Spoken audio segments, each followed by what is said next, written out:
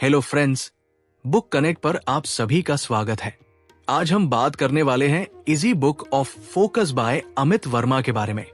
आज की इस भागदौड़ और डिस्ट्रैक्शन से भरी दुनिया में अगर कोई चीज सबसे ज्यादा वैल्यूएबल है तो वो है फोकस। हाँ, वही फोकस जो आजकल हर किसी को चाहिए लेकिन कम ही लोगों के पास होता है। जब हमारे चारों तरफ नोटिफिकेशंस की आवाजें, सोशल मीडिया की एंडलेस स्क्रॉलिंग और एक के बाद एक आने वाले मैसेजेस हो, तो किसी एक काम पर ध्यान लगाना ऑलमोस्ट इम्पॉसिबल सा लगने लगता है।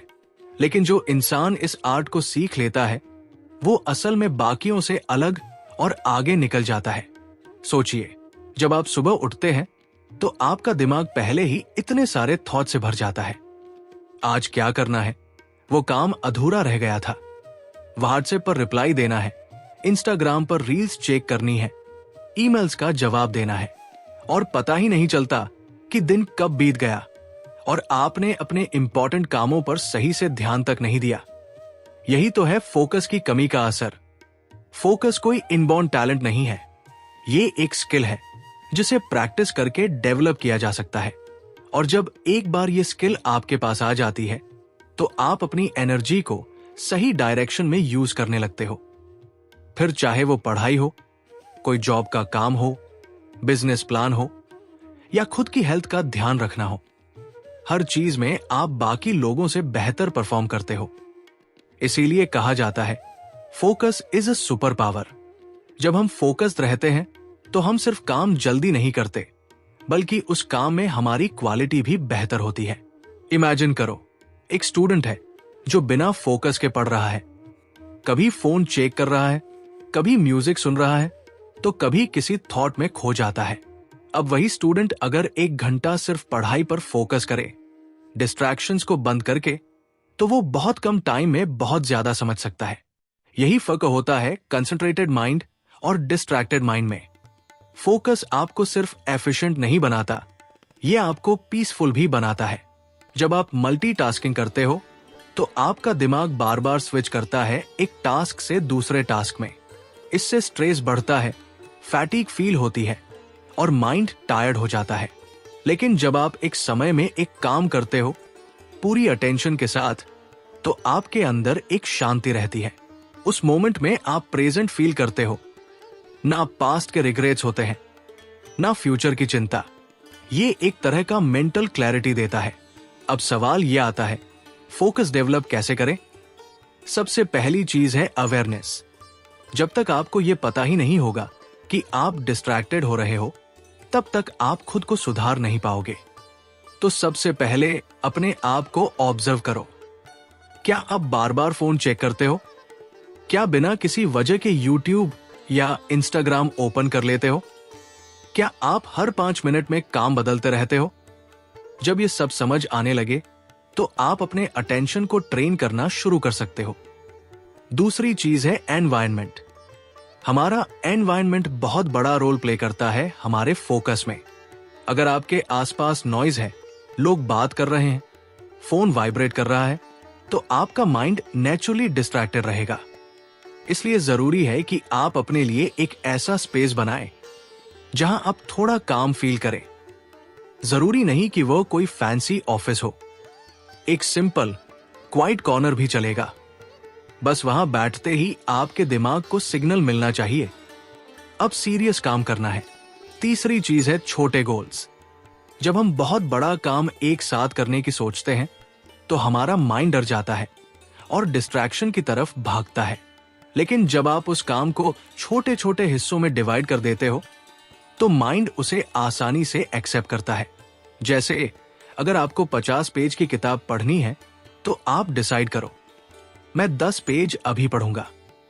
बस इतना ही गोल रखो। जब वो पूरा हो जाए तो अगले 10 पेज। इसी तरह आपका फोकस बना रहेगा। चौथी चीज है फोन से दूरी। ये शायद सबसे टफ पार्ट है आज के जमाने में, लेकिन अगर आप सच में फोकस चाहते हो तो आपको कुछ बाउंड्रीज बनानी होंगी। जैसे पढ़ते या काम करते वक्त फोन साइलेंट या एयरप्लेन मोड पर डाल दो। अगर पॉसिबल हो तो उसे किसी दूसरे रूम में रख दो ऐसा करने से आपका माइंड बार बार उस तरफ नहीं भागेगा।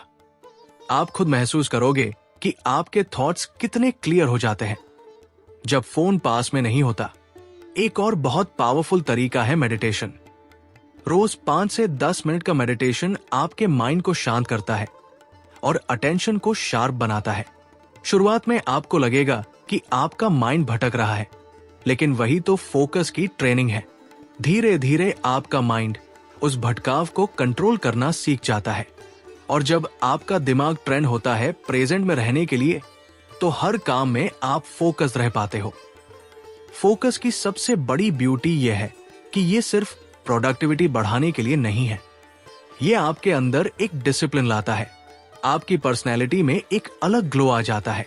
जब आप किसी काम को पूरी अटेंशन और डेडिकेशन से करते हो, लोग आपको सीरियस लेने लगते हैं, आपके काम को रिस्पेक्ट मिलती है और आप खुद भी अपने ऊपर प्राउड फील करते हो।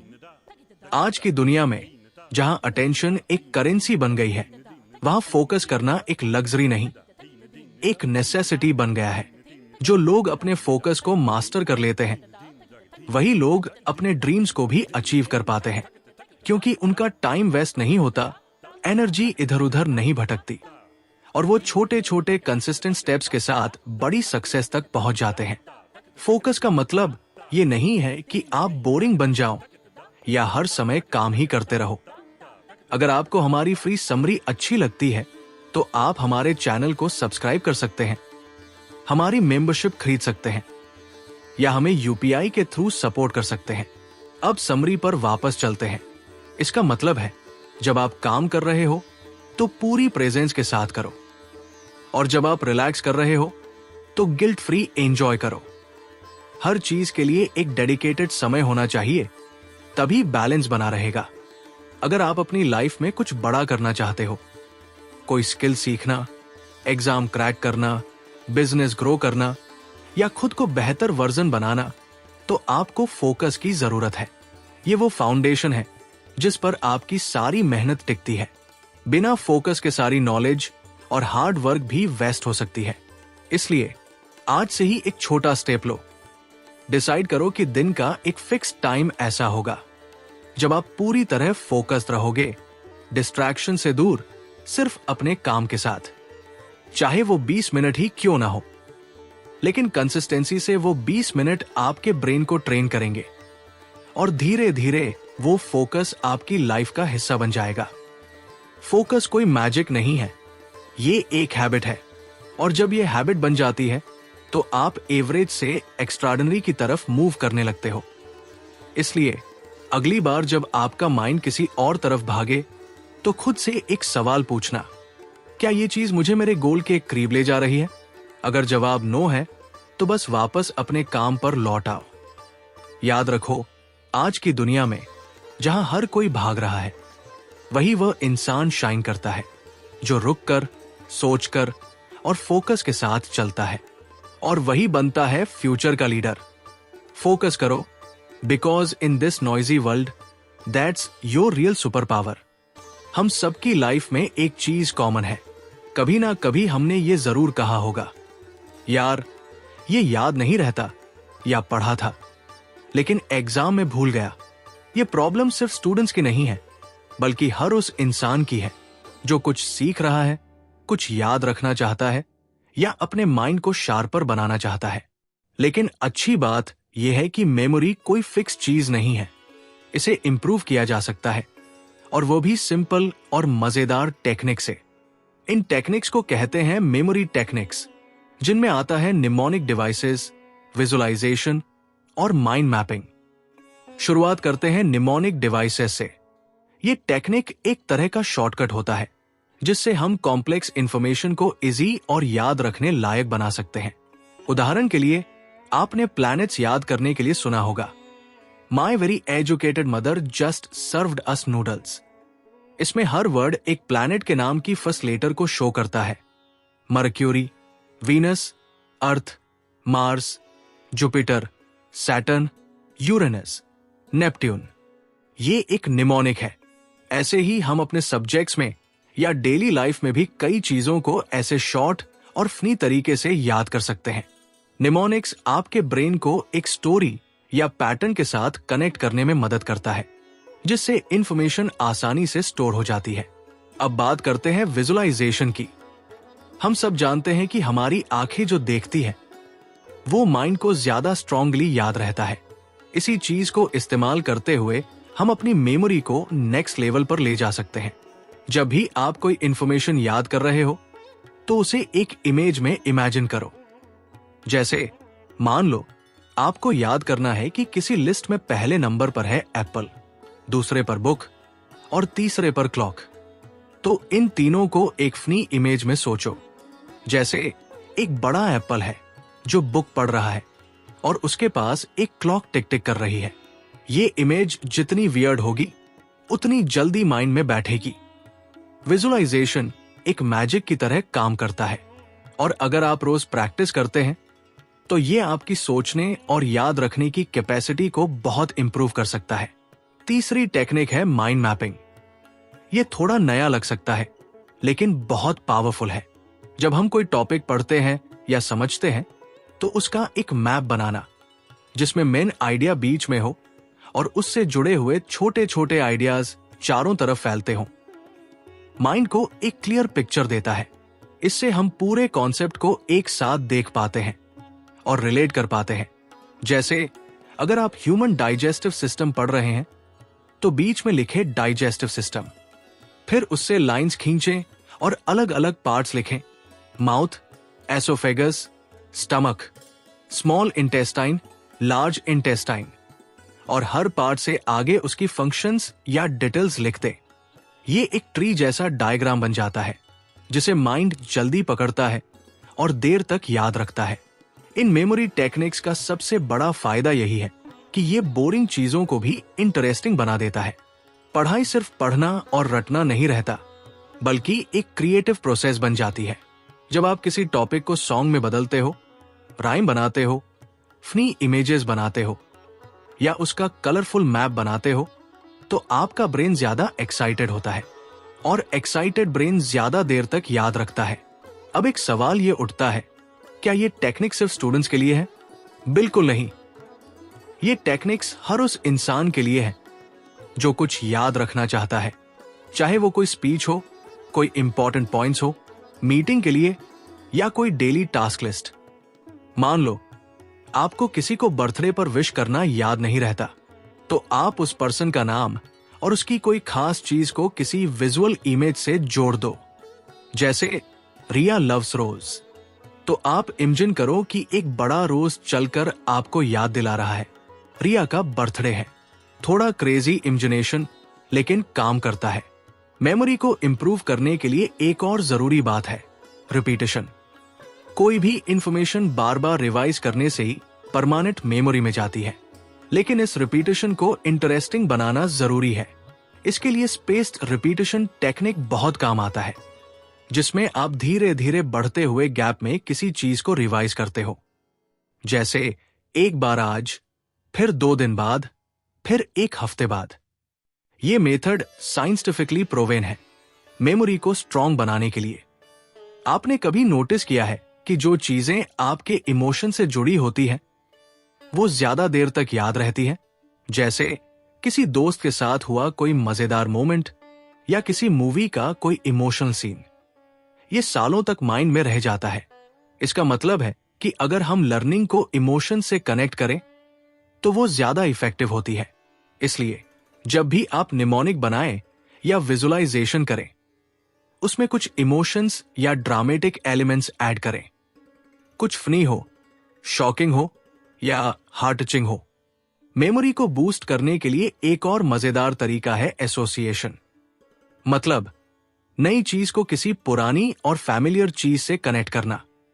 जैसे अगर आपको किसी का नाम याद नहीं रहता तो उसे किसी सेलिब्रिटी या किसी नोन वर्ड से जोड़ दो। जैसे उसका नाम है डेव, ओ जैसे देव आनंद। बस इस एसोसिएशन से आपका ब्रेन वो नाम नहीं भूलेगा। ये छोटा सा ट्रिक बहुत काम आता है लोगों के नाम, फैक्ट्स या डेट्स याद रखने में। अब बात करते हैं माइंड को मेमोरी टेक्निक्स के लिए रेडी करने की। इसके लिए सबसे जरूरी है अच्छा स्लिप प्रॉपर हाइड्रेशन और सही डाइट। अगर आप थके हुए हो, सोए नहीं हो, पानी कम पिया है या जंक फूड से भरे हुए हो, तो आपका ब्रेन वैसे ही स्लो काम करेगा। इसलिए यह जरूरी है कि आप अपनी फिजिकल हेल्थ का भी ध्यान रखें। हेल्दी माइंड के लिए हेल्दी बॉडी होना बहुत जरूरी है। आप मेडिटेशन और ब्रीदिंग एक्सरसाइज से भी अपने माइंड को शांत और फोकस्ड बना सकते हो। माइंड जितना शांति में रहेगा, उतना ही अच्छे से चीजों को ऑब्जर्व और अब्सॉर्ब कर पाएगा। जब आप एंजाइज होते हो तो मेमोरी वीक हो जाती है। इसलिए थोड़ा मेडिटेशन भी इन मेमोरी टेक्निक्स के साथ जोड़ो तो डबल बेनिफिट मिलेगा। इन सारी बातों में एक और एलिमेंट है जो अक्सर लोग इग्नोर कर देते हैं, फन। अगर लर्निंग में मजा नहीं है तो माइंड जल्दी बोर हो जाता है और अटेंशन भागने लगता है। लेकिन जब आप इन मेमोरी टेक्निक्स को एक गेम की तरह यूज करते हो, अपने लिए चैलेंजेस बनाते हो, रिवॉर्ड्स तय करते हो, अपने फ्रेंड्स के साथ कंपीट करते हो, तो ये पूरा प्रोसेस एक्साइटिंग हो जाता है। अब मान लो आपको एक लंबा आंसर याद करना है, तो आप क्या कर सकते हो? सबसे पहले उसे पार्ट्स में डिवाइड करो। फिर हर पार्ट का कीवर्ड निकालो और उन कीवर्ड्स को निमोनिक, इमेज या राइम से जोड़ दो। फिर एक बार उस पूरे सीन को माइंड में इमेजिन करो, जैसे कोई मूवी चल रही हो। अब जब आप रिवाइज करोगे तो सिर्फ वो इमेजेस या कीवर्ड्स रिकॉल करने होंगे। पूरा आंसर अपने आप रिकॉल हो जाएगा। और अगर आप कोई स्पीच या प्रेजेंटेशन देने जा रहे हो तो माइंड मैप बहुत काम आता है। मेन पॉइंट्स को एक पेपर पर मैप कर लो, उसमें कलर्स और एरोज यूज करो और उसे बार बार देखो। इससे प्रेजेंटेशन देते वक्त आपके माइंड में वह मैप एक्टिवेट हो जाएगा और आप फ्लो में बोल पाओगे। कभी कभी लोग कहते हैं, मुझे तो बचपन से ही वीक मेमोरी है, लेकिन असल में ऐसा कुछ नहीं होता। मेमोरी एक स्किल है, कोई भी सीख सकता है। बस थोड़ी प्रैक्टिस और सही मेथड की जरूरत होती है। जितना ज्यादा आप अपनी इमेजिनेशन, क्रिएटिविटी और इमोशंस को यूज करोगे, उतनी स्ट्रॉन्ग आपकी मेमोरी बनती जाएगी। इन टेक्निक्स को रोजमर्रा की लाइफ में यूज करना शुरू करो। शॉपिंग लिस्ट याद करनी है, विजुलाइज करो कि आप एक स्टोर में घूम रहे हो और हर आइटम को फनी तरीके से देखते जा रहे हो। कुछ इंपॉर्टेंट डेट्स याद रखनी है, उन्हें किसी राइम या इमेज के साथ जोड़ो। किसी टॉपिक के सारे पॉइंट्स याद करने हैं, माइंड मैप बनाओ। धीरे धीरे जब आप इन टूल्स के साथ फैमिलियर हो जाओगे तो ये आपकी आदत बन जाएगी और तब आपको रियलाइज होगा कि मेमोरी को स्ट्रॉन्ग करना इतना भी मुश्किल नहीं था। बस जरूरत थी उसे थोड़ा इंटरेस्टिंग, थोड़ा क्रिएटिव और थोड़ा फन बनाने की। इसलिए अगली बार जब आप कुछ नया सीखने बैठो तो सिर्फ किताब मत खोलो, साथ में अपना इमेजिनेशन भी खोलो। निमोनिक्स बनाओ, इमेज सोचो, मैप ड्रॉ करो और सबसे जरूरी एंजॉय करो।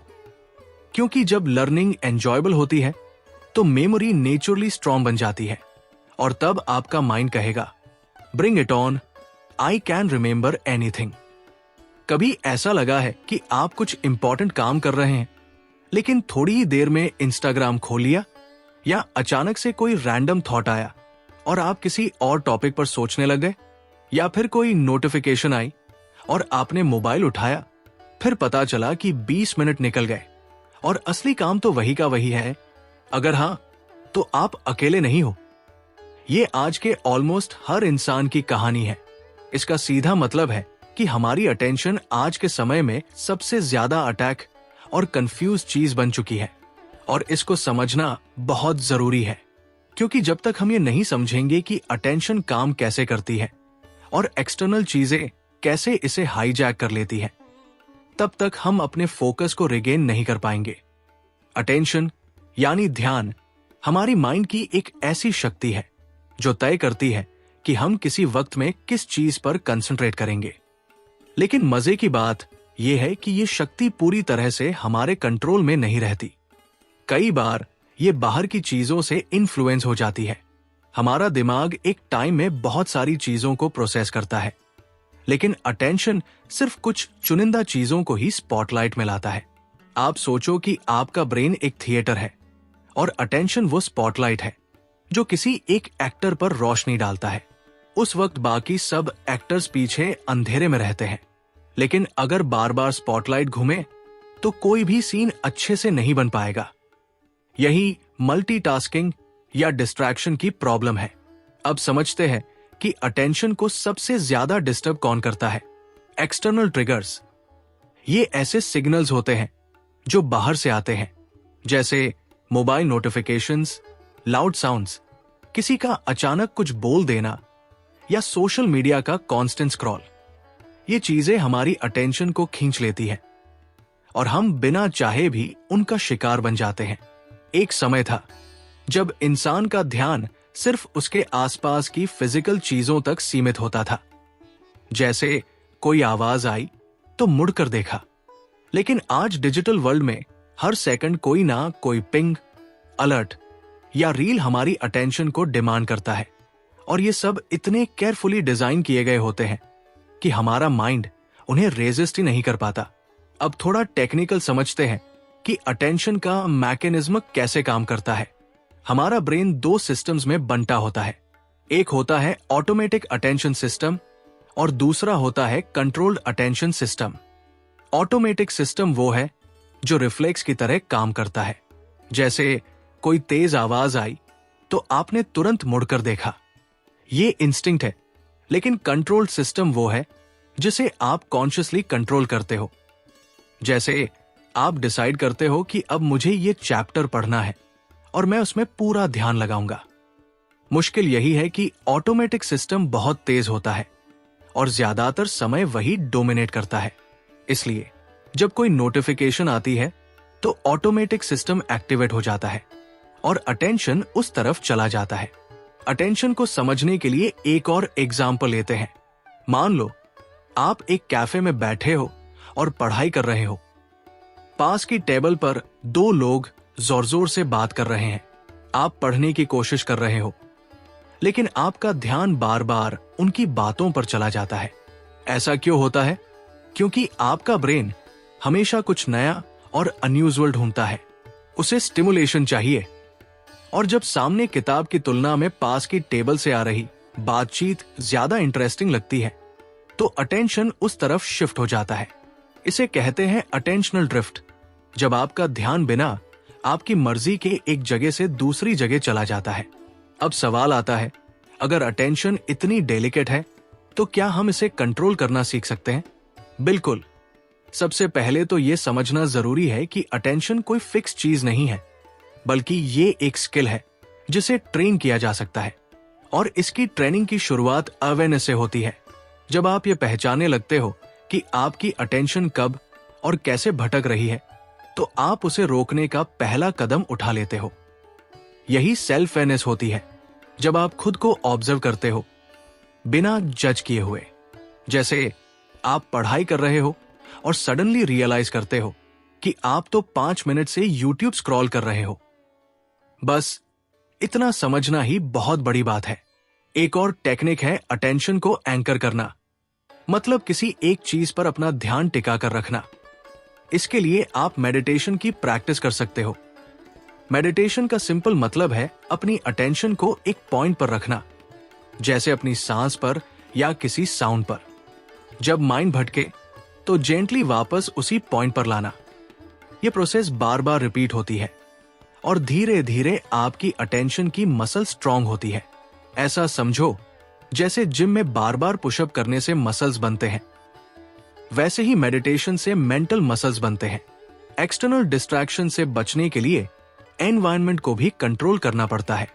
अगर आप फोकस करना चाहते हो तो अपने आसपास की जगह को डिस्ट्रैक्शन फ्री बनाओ, जैसे फोन को साइलेंट या एयरप्लेन मोड पर रखना, सोशल मीडिया एप्स को ब्लॉक करना या स्टडी टाइम के लिए एक फिक्स प्लेस बनाना।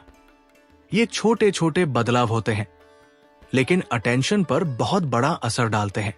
और हाँ, मल्टीटास्किंग एक बड़ा मिथ है। जब भी आप दो काम एक साथ करने की कोशिश करते हो तो ब्रेन एक्चुअली एक काम से दूसरे काम पर बार बार स्विच करता है, जिससे प्रोडक्टिविटी कम और मेंटल फैटिग ज्यादा होता है। अटेंशन को हाईजैक करने वाली चीजों में एक और हिडन विलेन है बोर्डम। यानी बोरियत।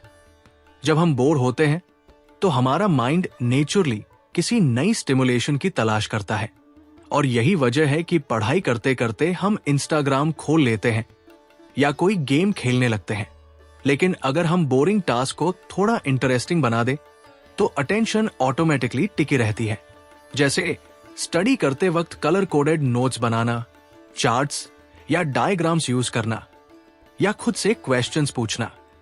ये सब टेक्निक्स बोरिंग टास्क को एंगेजिंग बना देती है।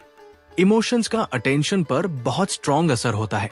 जब हम इमोशनली डिस्टर्ब होते हैं, जैसे डर, गुस्सा या एंजाइटी में होते हैं, तो हमारा ध्यान बार बार उसी थॉट्स की तरफ चला जाता है। इसलिए इमोशनल रेगुलेशन भी बहुत जरूरी है।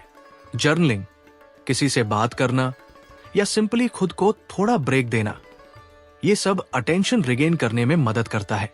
एक और मजेदार बात यह है कि हमारी अटेंशन फाइनाइट यानी सीमित होती है।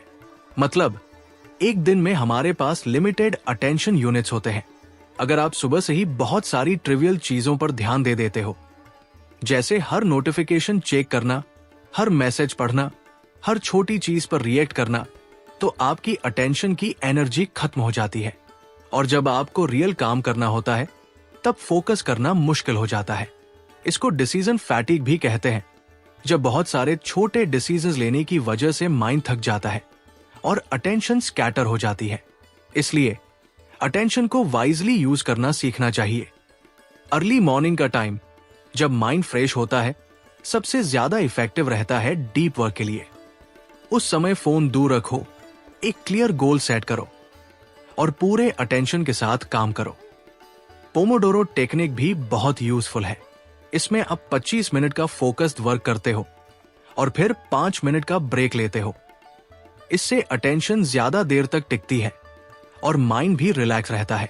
और हाँ, हर बार अटेंशन को परफेक्ट कंट्रोल में रखना पॉसिबल नहीं है। ये समझना भी जरूरी है। माइंड का भटकना एक नेचुरल चीज है, लेकिन जैसे ही आप अवेयर हो जाते हो कि आपकी अटेंशन भटक रही है और आप उसे जेंटली वापस ले आते हो, वहीं से ग्रोथ शुरू होती है। ये एक कंटिन्यूअस प्रोसेस है जिसमें पेशेंस और कंसिस्टेंसी चाहिए। आज की दुनिया में जहां हर सेकंड कोई ना कोई चीज आपकी अटेंशन मांग रही है, वहां इस स्किल की वैल्यू और भी ज्यादा बढ़ जाती है। अटेंशन अब सिर्फ एक मेंटल एबिलिटी नहीं, बल्कि एक सुपर पावर बन चुकी है। जो लोग अपनी अटेंशन को मैनेज करना सीख जाते हैं, वही लोग असल में अपनी लाइफ को डायरेक्शन दे पाते हैं।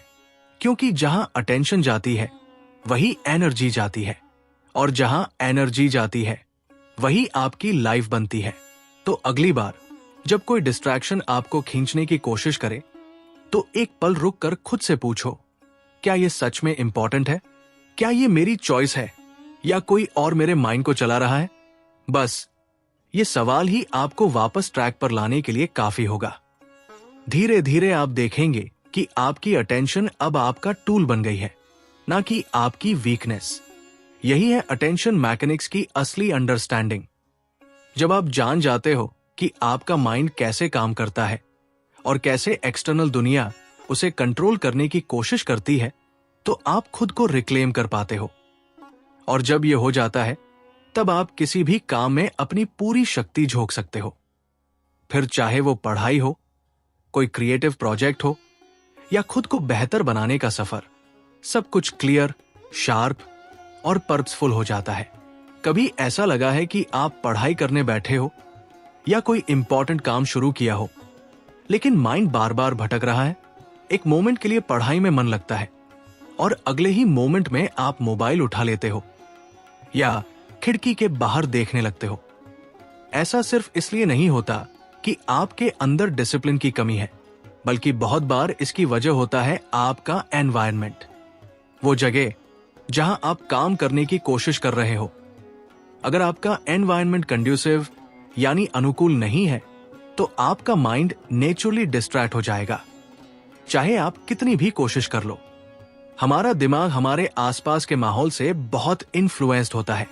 अगर आसपास शोर हो, चीजें बिखरी पड़ी हो और हर तरफ कैओस हो, तो माइंड को शांत करना और एक चीज पर ध्यान लगाना बहुत मुश्किल हो जाता है। इसलिए सबसे पहला स्टेप यही होता है कि आप अपने वर्क स्पेस को ऐसा बनाओ जो आपके फोकस को सपोर्ट करे, ना कि उसे डिस्टर्ब करे। एक अच्छा वर्क स्पेस क्रिएट करने के लिए सबसे पहले जरूरी है साफ सफाई और ऑर्गेनाइजेशन। जब आपके टेबल पर ढेर सारे पेपर्स, खाली कप, बुक्स और रैंडम सामान फैला होता है, तो माइंड सबकॉन्शियसली उन सबको नोटिस करता है। आप भले कॉन्शियसली उन पर ध्यान ना दे रहे हो, लेकिन ब्रेन की एनर्जी उन सबको प्रोसेस करने में लग रही होती है। इसलिए एक अनक्लटर्ड, नीट और ऑर्गेनाइज्ड स्पेस आपके फोकस को ऑटोमेटिकली बढ़ा देता है। आपको चाहिए कि हर चीज का एक फिक्स जगह हो। बुक्स एक तरफ, स्टेशनरी एक बॉक्स में, लैपटॉप तक क्लीन सरफेस पर, और बाकी नॉन एसेंशियल आइटम्स दूर रखें। इसके बाद आता है नॉइज कंट्रोल। शोर एक ऐसी चीज है जो आपकी अटेंशन को सबसे तेजी से डिस्टर्ब करती है। चाहे वो घर के बाहर की ट्रैफिक की आवाज हो, टीवी का बैकग्राउंड साउंड हो या किसी की बातचीत, ये सब आपके दिमाग को बार बार खींचते हैं। इसलिए अगर आप ऐसी जगह चुन सको जहां नेचुरल साइलेंस हो तो सबसे बेहतर है। लेकिन अगर वो पॉसिबल नहीं है तो आप कुछ स्मार्ट ट्रिक्स अपना सकते हो, जैसे नॉइज कैंसलिंग हेडफोन्स यूज करना, सॉफ्ट इंस्ट्रूमेंटल म्यूजिक प्ले करना या फिर व्हाइट नॉइज मशीन का यूज करना, जिससे बाकी साउंड्स मास्क हो जाए। ये छोटी टेक्निक्स आपके माइंड को काम में रखने में मदद करती है। लाइट भी एक बड़ा रोल प्ले करती है। जब आप किसी डल या डार्क रूम में काम करते हो तो माइंड भी स्लगिश महसूस करता है। कोशिश करो कि वर्क स्पेस में नेचुरल लाइट आए, क्योंकि सनलाइट सिर्फ रोशनी नहीं देती बल्कि एनर्जी और पॉजिटिविटी भी देती है। अगर नेचुरल लाइट नहीं मिल पा रही हो तो ब्राइट लेकिन सॉफ्ट लाइटिंग का यूज करें, जिससे आंखों पर ज्यादा स्ट्रेन ना पड़े। वार्म लाइट माइंड को रिलैक्स करती है और फोकस के लिए परफेक्ट रहती है। अब बात करते हैं फर्नीचर और फिजिकल कंफर्ट की। अगर आपकी चेयर अनकंफर्टेबल है या टेबल बहुत ऊंचा या नीचा है तो आपका ध्यान बार बार उस डिस्क पर जाएगा। इसलिए एक सपोर्टिव चेयर जिसमें आपकी बैक सीधी रहे और एक स्टडी टेबल होना जरूरी है।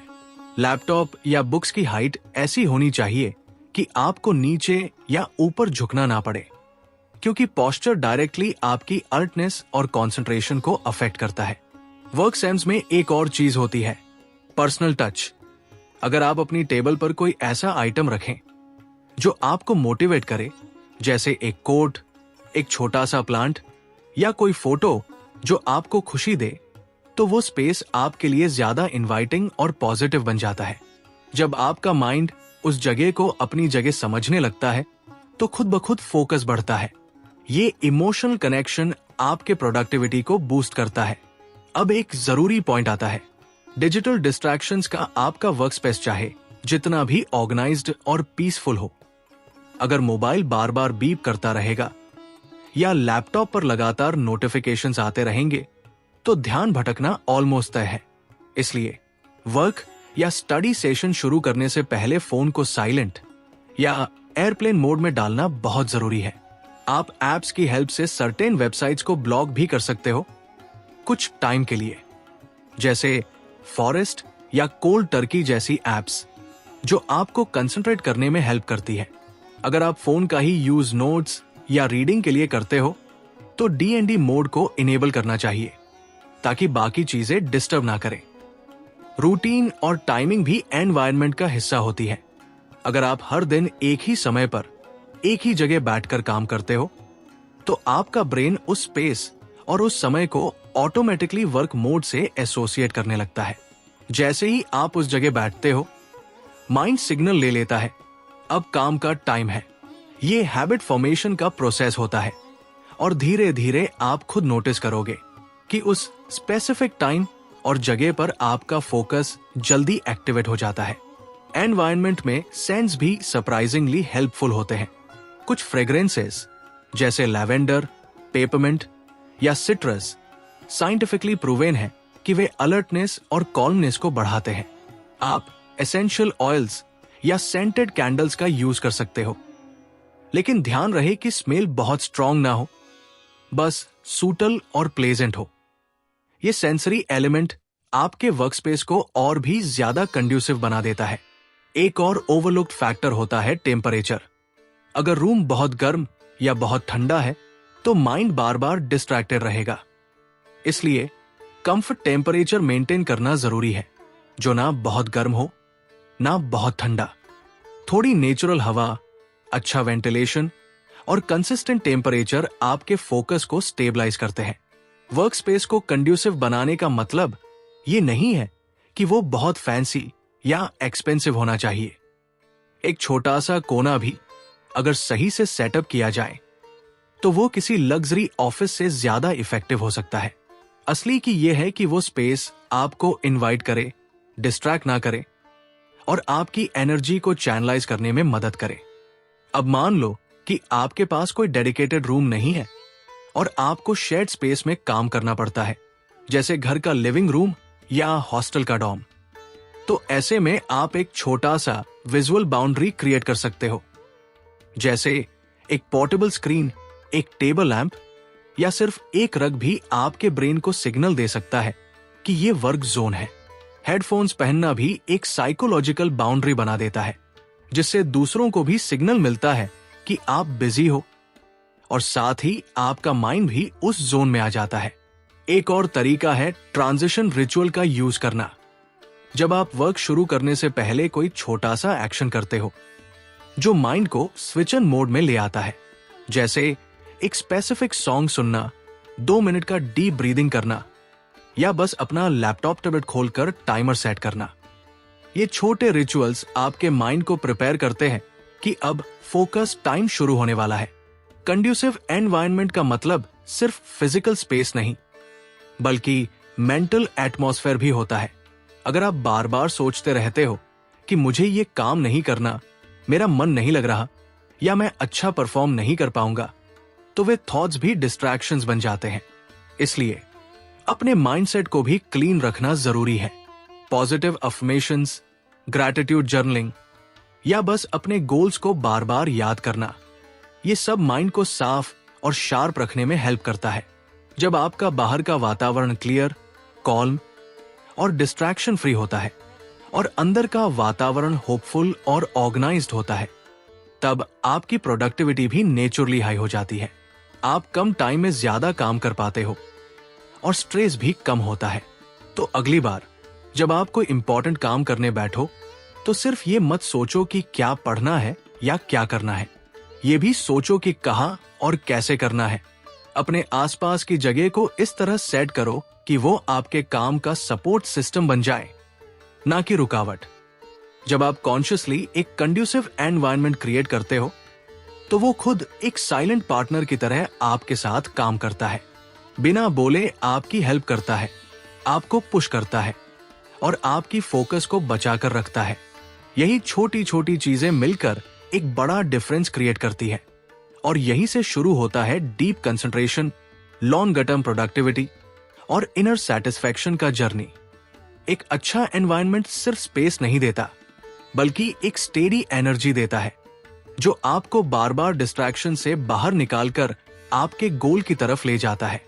और जब ऐसा होने लगता है तब वर्क स्ट्रगल नहीं लगता, वो एक फ्लो बन जाता है जहां आप और आपका काम एक साथ आगे बढ़ते हैं बिना किसी ब्रेक के। तो फ्रेंड्स, ये थी हमारी आज की बुक समरी। आपको कैसी लगी कमेंट करके जरूर बताएं और धन्यवाद आपका समरी एंड तक सुनने के लिए।